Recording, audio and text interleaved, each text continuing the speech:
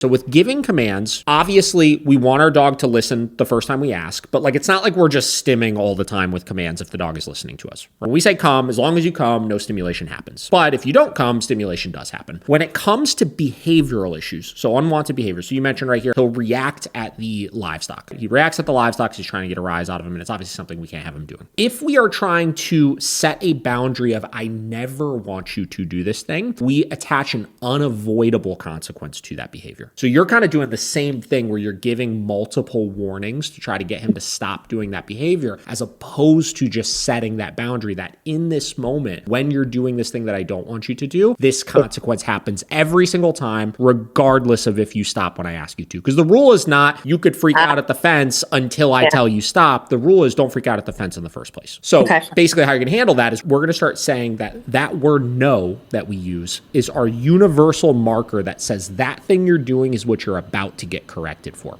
Let's say he goes and runs out at the horses later today. He's got his e-collar on. You could tell him no in that moment, but you're always going to give the stim after. So no is letting him know that thing I don't want you to do. The stim is then the consequence for that thing at that point. Got it. Because it's unavoidable, meaning it happens every time regardless of if he stops, he will learn that the way to avoid the stim in that context is by just not doing the behavior in the first place, where in the example of the obedience, the way he avoids the stimulation is by listening to the command. And honestly, everything you're describing about how you're using the e-collar and trying to correct things and stuff is pretty much what everybody does the first time they get an e-collar, because it's like, I get it. I don't want to have to be stimming my dog for stuff constantly. I want to feel like I'm giving him a chance to listen and this and that. But by doing it in the ways that you're doing it, you're actually creating this cycle of needing to perpetually do it, as opposed to just getting past it and just teaching them how to avoid it. So that's how we're going to address specific unwanted behaviors, is by following that protocol for correcting those things.